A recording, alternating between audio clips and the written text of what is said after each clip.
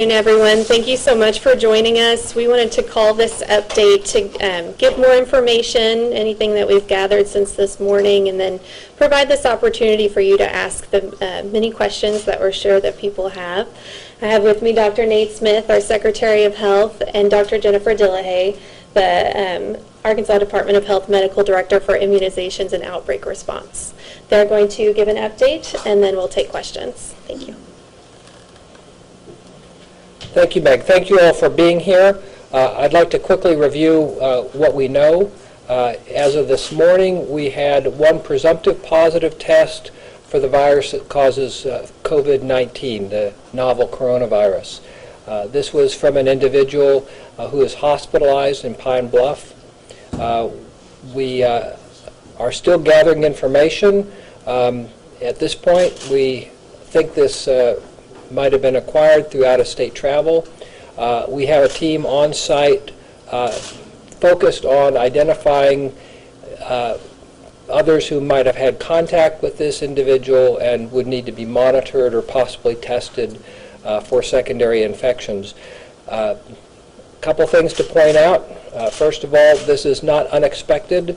We have over 35 states that have already reported infections, and that includes most of our surrounding states, so we've been prepared for this, actually actively looking for potential cases. Second, we are on site. We're doing the appropriate contact tracing to identify any possible secondary cases. And third is, at this point, we don't have any evidence of spread of COVID-19 in the Pine Bluff community or any place else in Arkansas. We'll be looking for evidence of that, and if we see that, we will recommend appropriate actions at that time.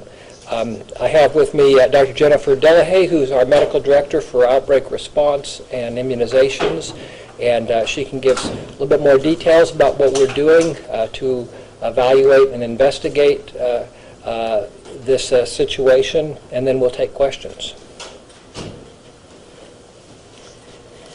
Good afternoon. So I want to talk about what we're doing to handle this case and the potential for an outbreak associated with it. First of all, we're working very closely with the hospital to identify any hospital personnel who may have cared for this patient or come in contact with this patient to identify what risk level of exposure they may be.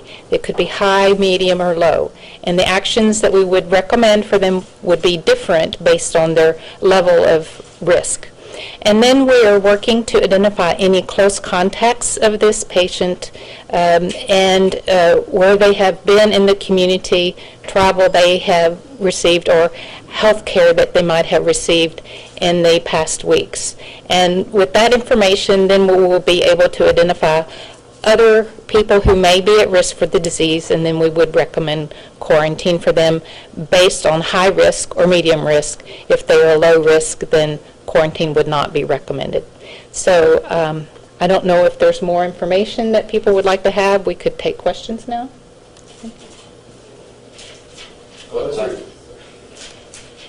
What classifies somebody as high risk or medium risk? Well, it depends on if they're healthcare personnel or non-healthcare. And we are following the CDC guidance for that. So for healthcare personnel, the risk is very much dependent on whether or not the patient was wearing a mask.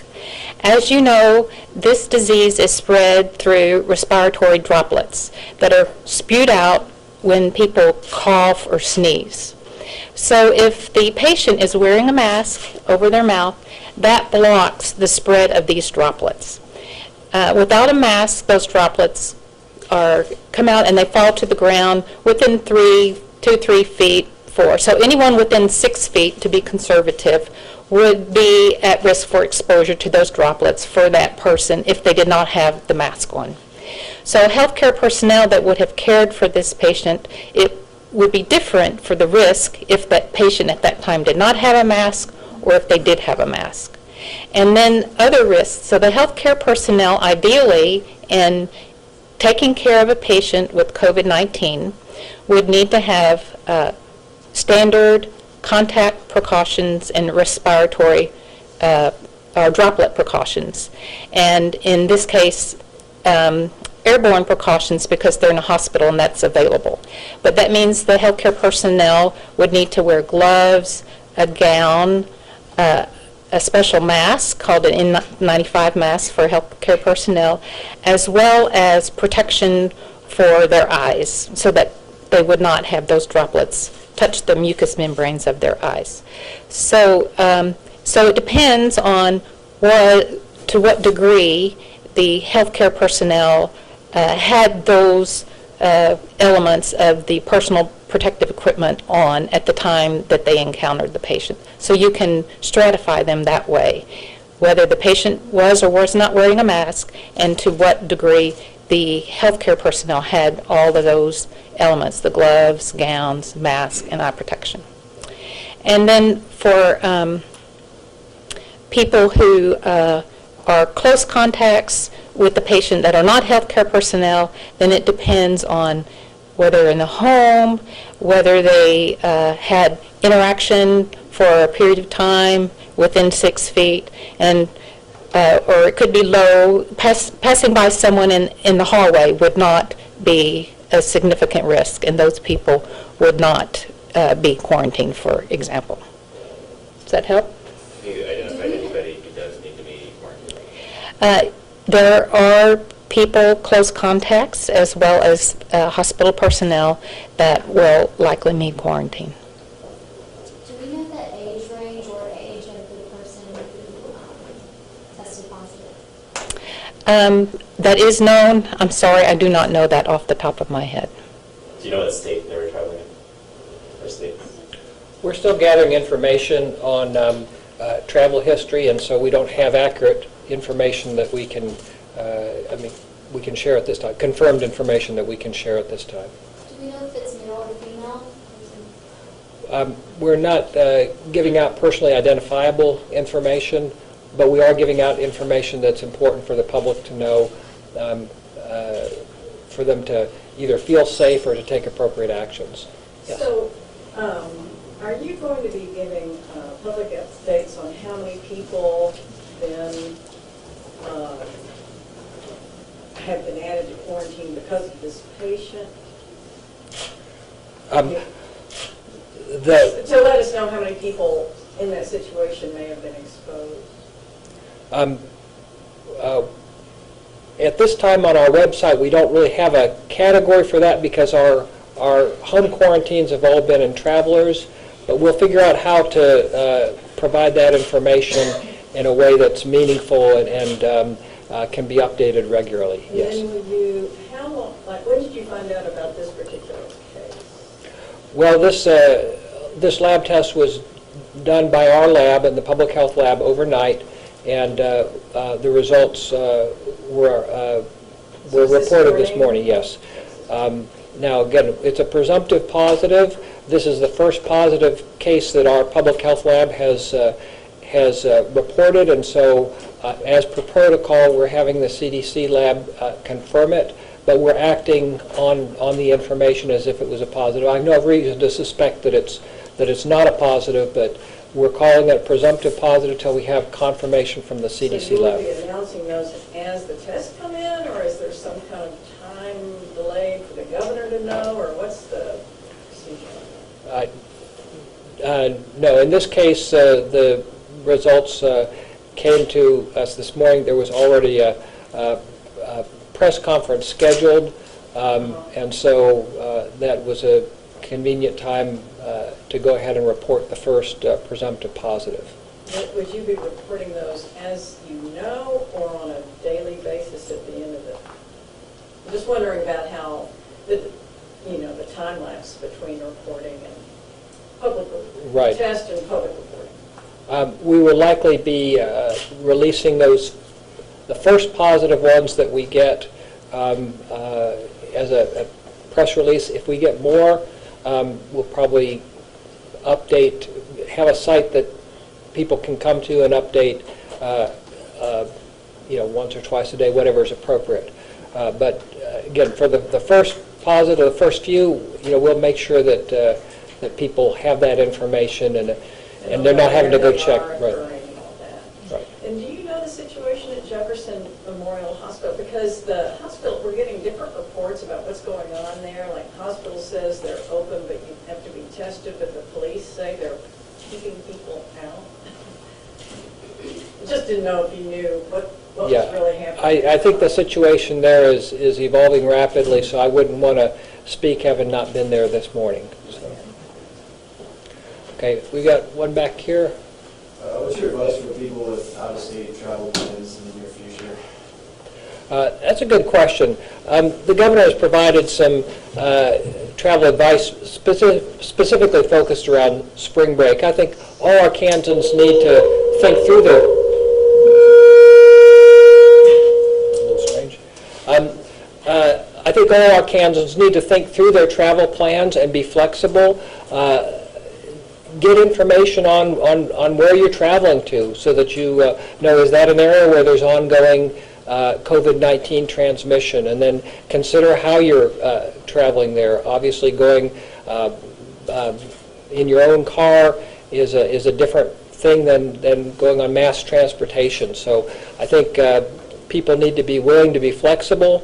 A place that may be perfectly fine and safe now, a couple weeks from now, may not be the best place to go as a travel destination. Okay, let's we'll go at the front and then we'll go to the back. Okay.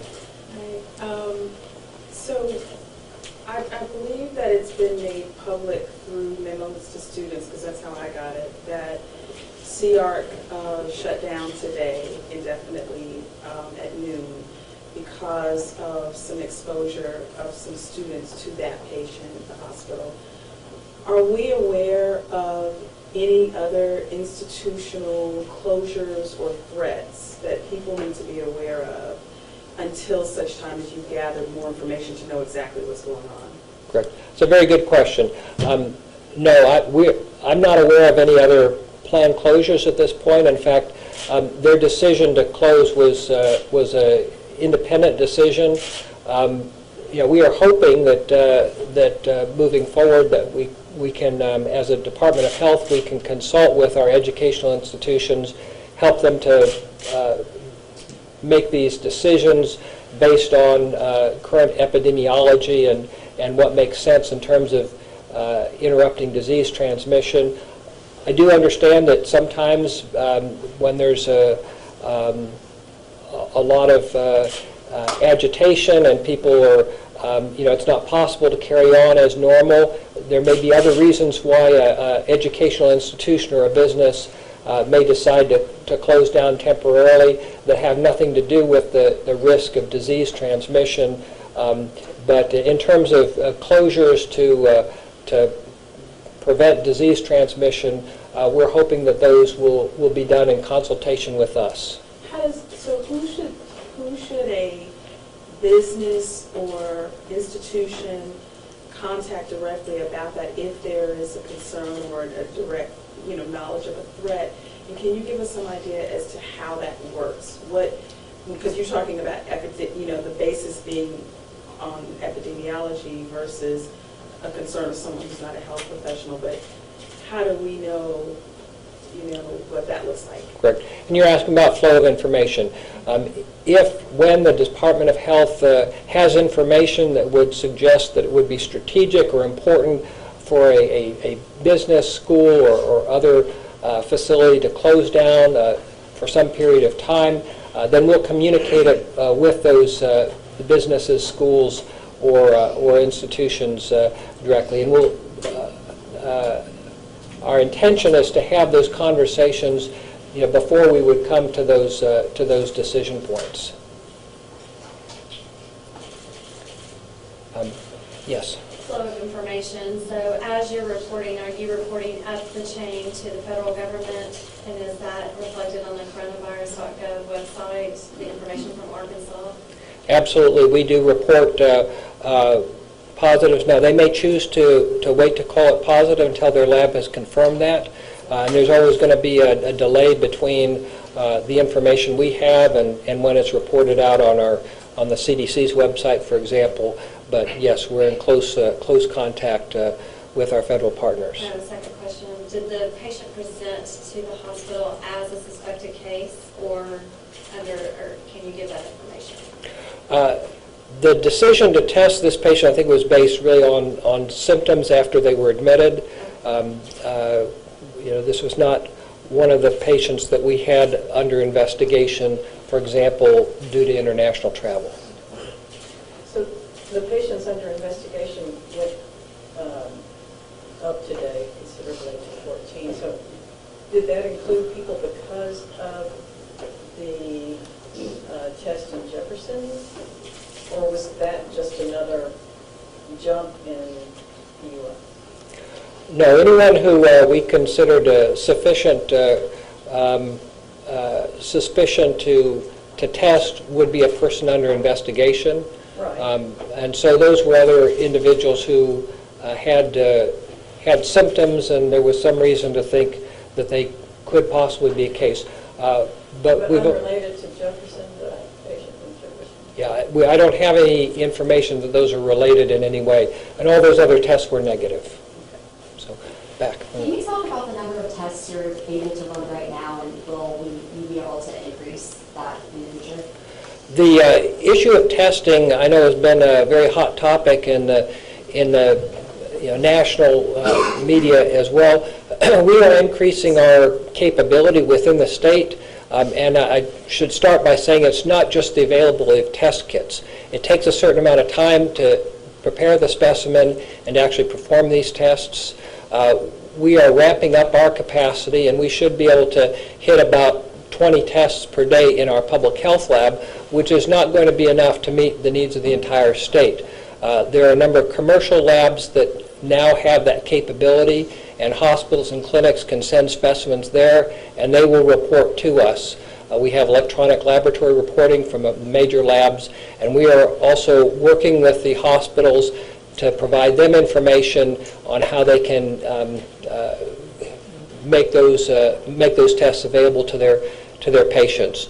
We would like, as we move on, for our public health lab to be focused on doing testing that helps guide our investigations and in some cases confirms positives that are done elsewhere. But we certainly will scale up in partnership with the private sector. Earlier you said that this patient had severe symptoms. Can you elaborate more on the specific of the symptoms, just how specific? Can you get a little bit more specific about them? Well, we won't give protected health information on the patient, just to say the patient was in an intensive care type of setting and was in isolation. Yes?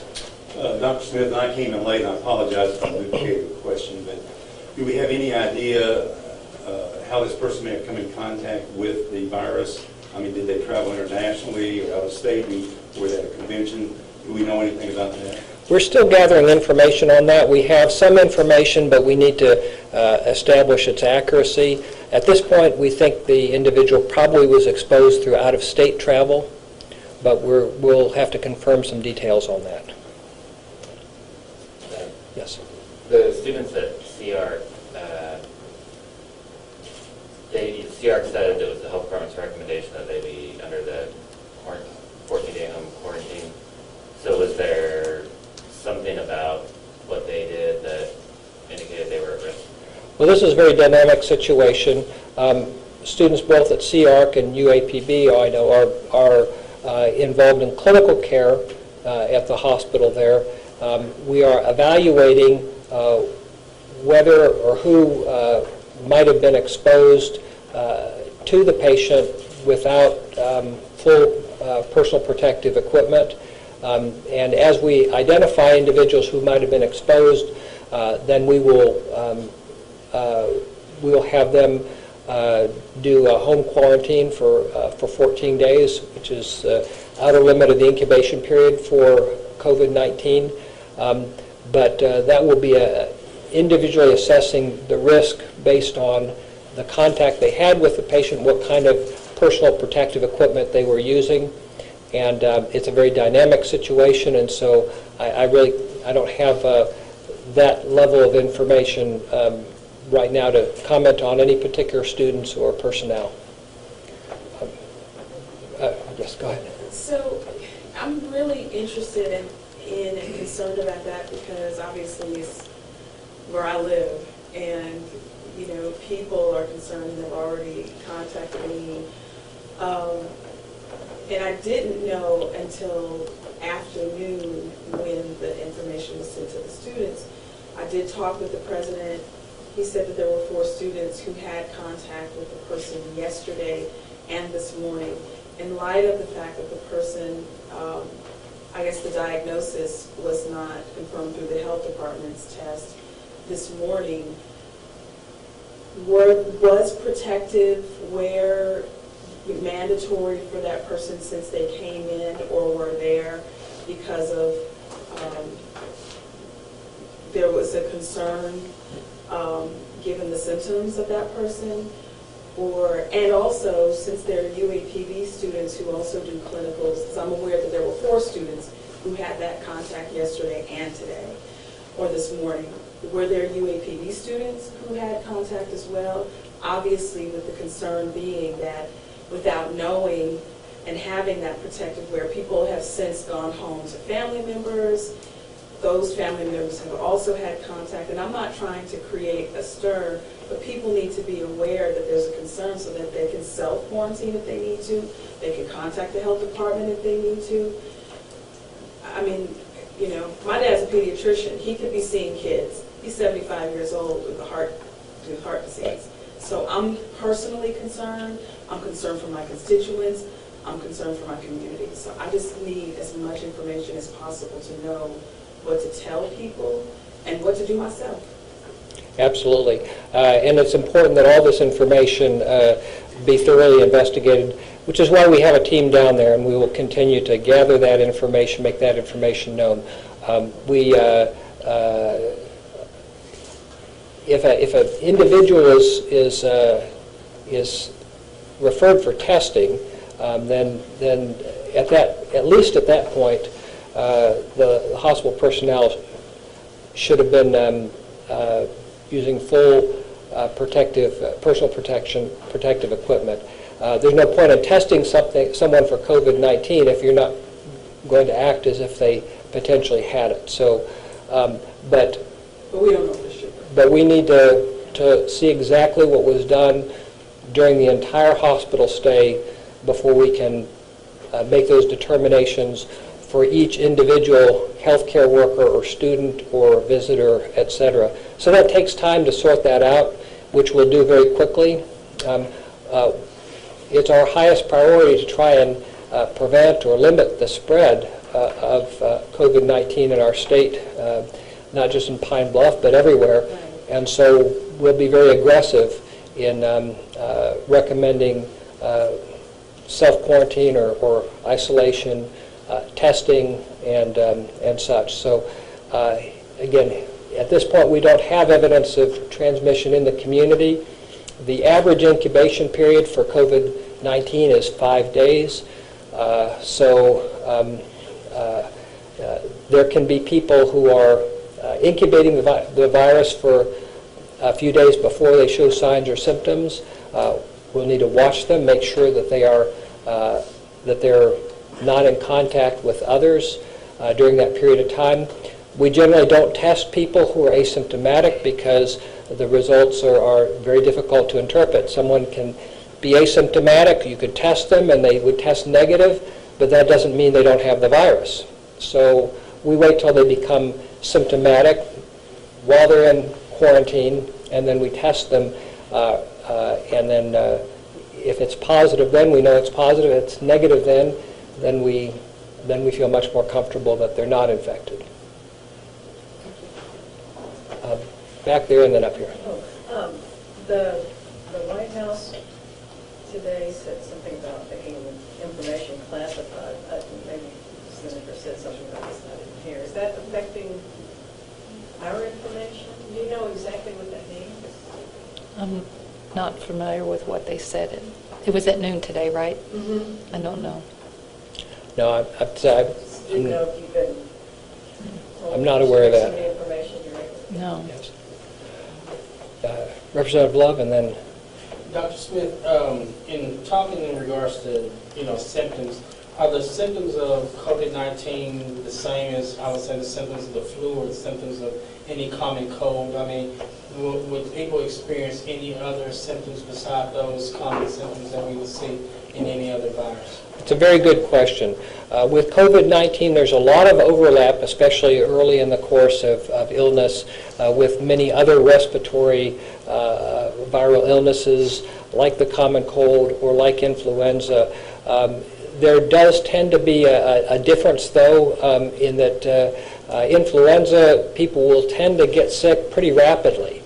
And they may also have a lot of upper respiratory tract signs or symptoms like runny nose, runny eyes. With the COVID-19, what we tend to see is more fever and a dry cough initially, just sort of feeling bad, and it tends to come on more gradually. Now, most people who get COVID-19, they have mild infection or maybe no symptoms at all. But for the 15-20% who might develop more severe disease, those more severe signs tend to come on after several days, more towards the second week of illness, and they can manifest as a pneumonia, and then those patients may need hospitalization or even intensive care in the hospital. So I'm confused about incubation and when you start to get sick. The incubation period is 5 days, do you say, after you may have it for 5 days before you have any symptoms at all? The incubation period is the period of time between when someone is infected and when they show their first symptoms. Okay. So, And that can range. Typically, it'll range from 3 to 6 days. So after someone's been infected, they may not show symptoms until 3 to 6 days. In some cases, it can go longer. And that's why we allow a full 14 days to try and capture everyone who might have been infected. If they haven't developed symptoms by 14 days, then it's highly unlikely that they ever will. In terms of the timeline, do you know when this person came back to Arkansas, when they started having symptoms and when they were admitted? Yeah. I don't have that information at this time. That will be important information in terms of identifying contacts, and so that's why our team is down there now. Dr. Bill, you talked the other day about the PPE, personal protective equipment that the hospitals should have and use and have in place in the plan. Is it too early to know whether they had that or whether they implemented their plan as they had planned? Or will you learn something later on about best practices and, what didn't go well and what did go well? Can you add anything to that? At this time, we're still working to understand the course of the disease, the timeline, and so forth. So I want to be accurate in anything that I say. So I think it would be better that I not comment until I know really what the accuracy is of anything that I have heard. We have time for 2 more questions, and then Dr. Dillahay will stick around to answer anything further. How about 3? I see 3 hands up. Right. So starting at the back and then coming forward. Okay, I have a couple things. Should our Kansans be worried at this point? How can they prepare? And also, do you guys know the accuracy of the test? Okay. Let me tackle a couple of those. I think our Kansans should be concerned and aware about COVID-19. I don't know that our Kansans need to be any more concerned or aware today than they were yesterday. We know that we've had, many of the surrounding states have reported cases and that there is a risk of COVID-19 coming into Arkansas, and so that remains the case. What we do know is that we have one presumptive case who is in isolation, and at this point we don't have evidence of spread within the community.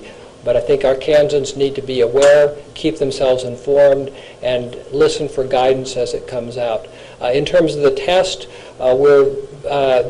the test that we use actually detects the genetic material of the virus. It's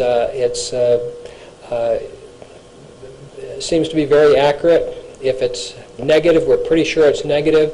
If it's positive, we will, because this is a new test for our lab, want to have that validated by the CDC's lab, but we're very comfortable that a positive result is likely positive.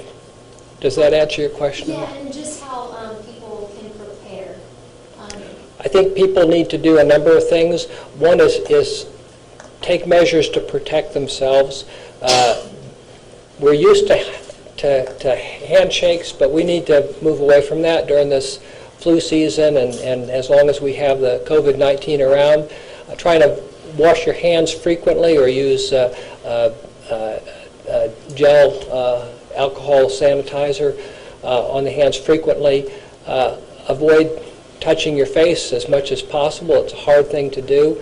And if you're sick, don't go to work or school. And if you encounter someone who's sick, try and stay a healthy distance, 6 feet or more. So if someone thinks that they have some of these possible symptoms, what do they do? I mean, obviously you don't go out in public and, you know, so you just call a doctor, kind of walk us through that if you can. Yes, I think it would be wise to call ahead to your healthcare provider and explain your concerns. Not everyone with mild symptoms needs to go see the doctor or go to the emergency department, but explain the symptoms and have an assessment by phone is a good idea. And then based on that assessment, it may be appropriate for someone to come in and get tested. Remember, there are many things that are much more common this time of year than COVID-19 in Arkansas. And so there may be other things that your healthcare provider justifiably wants to test for first, including influenza. There was a question there? Essentially, it was kind of the same question that she asked. It was just advice for the public not knowing that this case is in the state. Yes, thank you. So I believe that Arkansas got $6 million of the federal monies that have been made available to respond. Now that we know that Arkansas has been exposed, and in particular Pine Bluff has been exposed, and I know that we're in a wait-and-see pattern because you guys are still pulling together, accurate data so that we can know where we are. We're presuming or assuming, based upon what we know now, that there is not community spread. But if there is, then what happens? What kind of operation happens on the ground in Pine Bluff or here at the Department of Health? And in the meantime, how do we utilize those funds, or do we, in terms of prevention? Because now we've seen in the United States, I think we're up to 31 deaths and, hundreds of cases, or over 1,000, I think now.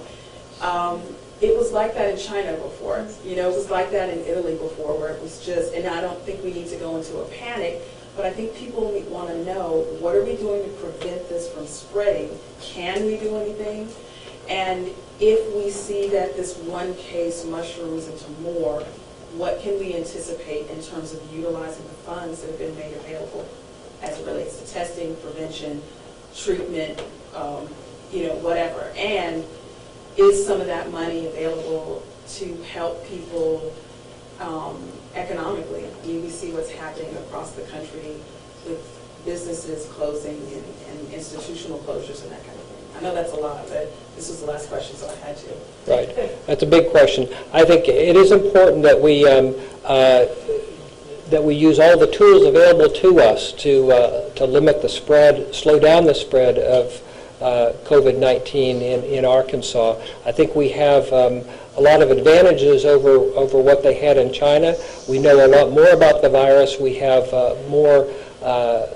we've had more time to plan, and the fact that we had the first case in the United States was back in January, and this is now just the first case in Arkansas. We have been able to slow down the spread. We've not seen explosive increases in cases like they have in some other countries like South Korea or Italy. We'll continue to use those tools and other mitigation strategies to slow down the spread. In terms of the funding, there are, as you imagine with federal funds, there are allowable expenditures, and there are ones that are not allowable. As far as I understand, there is no provision at this point for compensating businesses for lost revenue. This is mostly targeted towards evidence-based strategies for preventing the spread. And what does that look like? So prevention, what does that look like? Well, sort of like asking a doctor, how do you treat someone who's sick? It depends a lot on the details.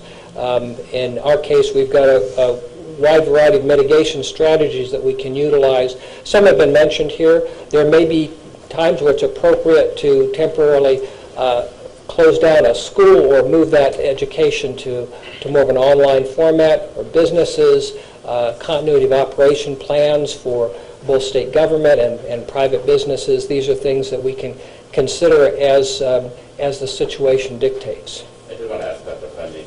Since you said yesterday you had a rough estimate of $8.8 million, and now that they announced the $6.2 million, is that going to create any problems in terms of having enough money? Well, in public health, we're not used to having abundant funding, so we will make good use of what we have and then hope that we get more as we need it. Yes, was there another question? No, mine was just an outline of that $6 million in federal appropriation or federal spending and where that's going to go towards and how we're going to best utilize that. And then I think, are you monitoring that? And then as we move through the fiscal budget hearings and fiscal session, that could be, there may or may not be a request to the General Assembly for additional revenues, but it just depends on the situation. That's absolutely correct. Again, we had done some advanced work to try and identify what our costs were likely to be. We will look at the specific guidance with the federal funds and put as many of those requests into the rubric that they provide for us. I've got one. Real quick, you made the statement that it was expected for Arkansas to have a case. And now that we have our first case, would it be safe to say that you would expect that there would be other cases, especially with travel, and then not only that, but the way that the symptom develops? You're saying a person it would take 5 days, but then once you identify that they do have it, 14 days. So in that period, there's a possibility that this one person, not specifically talking about the one in Pine Bluff, but any other case, that one person could spread, it could spread to multiple people before it's finally identified that that first person in fact has it, and therefore the challenges that you face in trying to slow down and prevent the spread of it. So then, would you be safe to say that you would expect other cases to come to light? It's a very complicated question that you ask, but yes, I think it's likely that we will identify additional cases of COVID-19 in Arkansas, and it may be that there are individuals who have already been in contact with this patient who have been infected, and we'll find that out in the course of our observation and testing. I think that we are, I'm somewhat comforted by the fact that we had done 24 negative tests. Actually, if you add the ones from the private sector, 27 before we got our first positive, and these were all individuals who we thought were at high risk based on exposure and symptoms, and so it seems unlikely that there was lots and lots of it out there that we were missing. Would you say that Arkansans are still at low risk of contracting the virus? I would say that. We have one presumptive case in the state, and we've got a population of 3 million. But I think in Arkansas, we need to be vigilant, just like we always are for a whole variety of health threats. We need to continue to live our lives and to do our business, but we need to take precautions and keep aware of the situation so we can take appropriate actions, not to underreact, but not to overreact either. Thanks everyone for coming. They're still going to hang around to answer some questions, but we want to be cognizant of everyone's time. So thank you, and please remember we are providing updates on our website at healthy.arkansas.gov.